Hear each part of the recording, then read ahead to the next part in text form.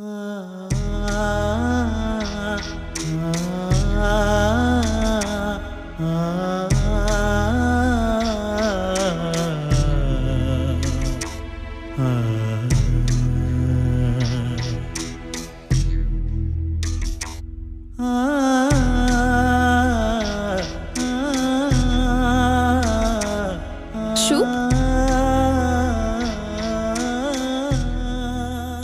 qu'est-ce que tu fais ici tout seul? Le dîner est prêt, on n'attend que toi. Non, maman. Je n'ai pas envie de dîner.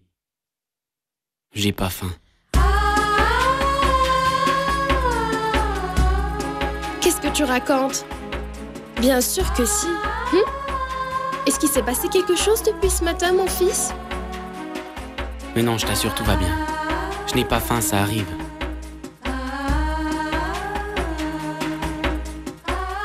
Chérie, tu culpabilises toujours pour cet accident.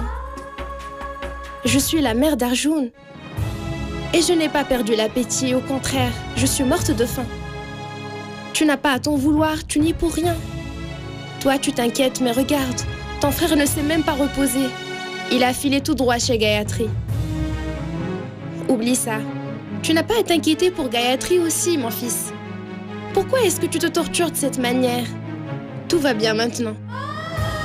Je ne crois pas. Ils sont sains et saufs, mais ça ne veut pas dire que je n'ai pas eu tort. Aujourd'hui, il aurait pu arriver n'importe quoi. Et c'est moi le responsable. Je n'aurais pas dû les laisser faire cette course. J'avais promis de gérer, de m'occuper, que tout se passe bien. J'ai échoué lamentablement. J'ai trahi votre confiance. Est-ce que vous pourrez me pardonner? Je te le répète, ce n'était pas ta faute, chérie. Ils ont tellement insisté.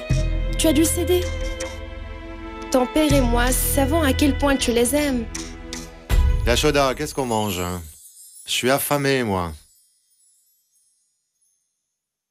On discute. Il s'en veut et il se sent responsable de l'accident de son frère. Il ne veut pas venir dîner.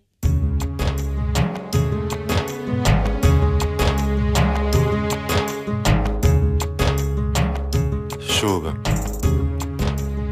c'est très bien d'avoir conscience de tes responsabilités.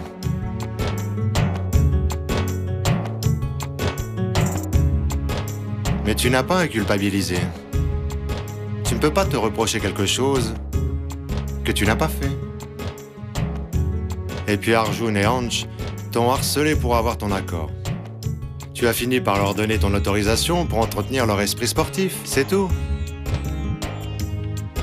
Tu n'as pas le moindre reproche à te faire. Tu as agi comme il fallait. Attends.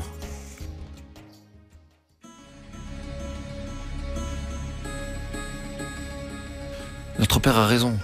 Tu n'y es pour rien. C'est ma faute. J'ai pas été malin d'insister autant.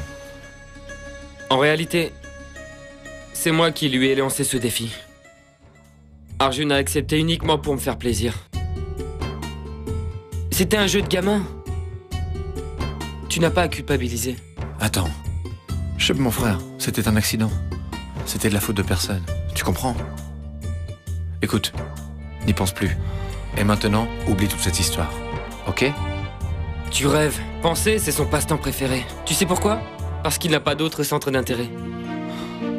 Ce qu'il lui faut à ce garçon, c'est une fiancée. Tu vas la faire Oh, mieux, aïe, aïe, ça fait mal. Au secours, maman. Maman, est-ce que Non. tu penses que j'ai tort? Lui, avoir une fiancée, c'est pas possible. Tu ne penses pas qu'il va falloir songer à le marier? Tu vois? Tu nous ficherais la paix, tu comprends? Alors, qu'est-ce que tu en penses de mon idée? Je pense que tu dis beaucoup de conneries. Tu vas voir. Non, non, Viens ici. au secours. Arrête ça.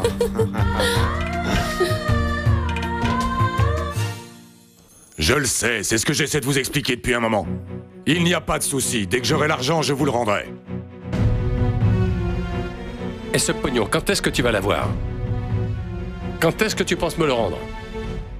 Je commence vraiment à perdre patience, tu m'entends? Alors maintenant, tu ouvres bien grande tes esgourdes.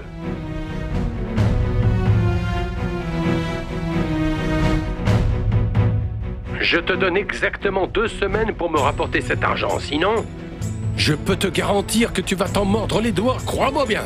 Je vous ai dit que j'allais vous le rendre.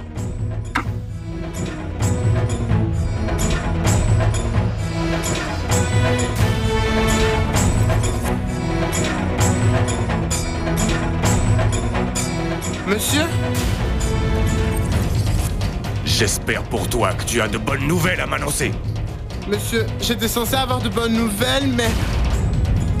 on n'a pas eu le résultat escompté.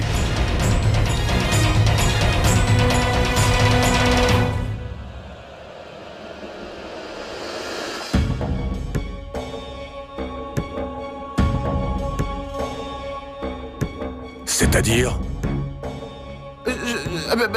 J'avais tout planifié soigneusement, dans tous les moindres détails, le plan aurait dû fonctionner à merveille. Mais il semblerait que Dieu, lui, il ait eu d'autres desseins. Hein? Sa volonté était de leur sauver la vie. Que puis-je faire? Tu mets ton échec sur le compte de Dieu.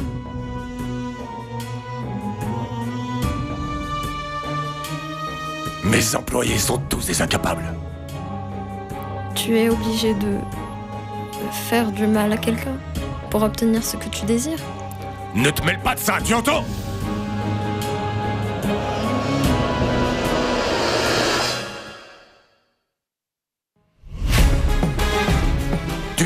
Tu ne vois pas tous les problèmes que j'ai?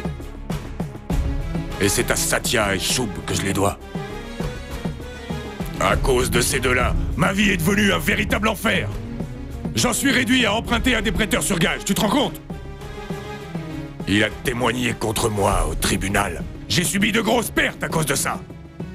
À cause d'eux, je suis ruiné, et plus personne n'a de respect pour moi. Ils ont détruit ce que j'ai construit.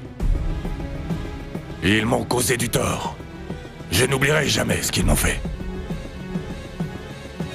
Je comprends bien ce que tu ressens. Mais s'il te plaît, ne le prends pas mal, mais je maintiens ce que j'ai dit. Oublie toutes ces vieilles querelles. Il n'est jamais bon de se laisser submerger par la haine. La haine n'amène que regret et souffrance. C'est le seul bénéfice que tu peux en espérer. Je te le demande encore une fois. Renonce à la vengeance, fais-le pour nous. Toi et moi avons des enfants. Nous devons penser à leur avenir. Pourquoi voudrais-tu qu'il hérite de ta haine? Dis-moi. C'est justement ce que je veux. C'est ce que je veux qu'il ressente. Je veux que tout chez moi soit imprégné de la haine, du dégoût que m'inspirent ces gens. Je veux que ma femme et mes enfants, et tous les membres de ma famille les haïssent. Je veux que la haine fermente dans leurs esprits. C'est tout ce que je demande. C'est tout ce que j'attends. Et enfin, je pourrai anéantir leur famille. C'est l'amour qui a tissé des liens si forts entre eux. C'est la haine qui les séparera. Seule la haine peut détruire l'amour.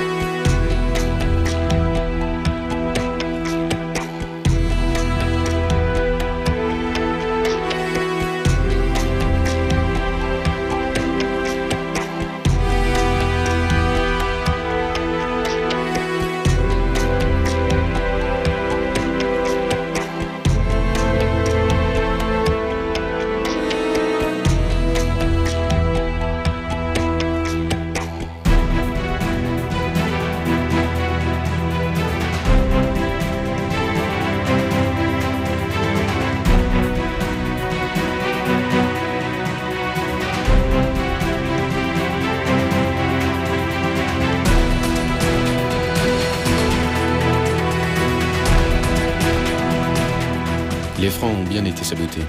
Je vais vous réparer ça. Ça ne prendra pas longtemps. Saboté, vous dites? Oui. Elle n'avait donc pas été vérifiée?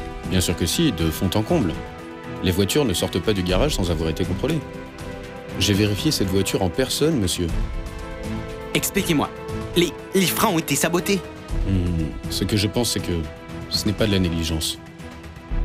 Les freins ont bel et bien été sabotés. J'en suis certain. Ça n'avait rien d'un accident. Je vais chercher ça.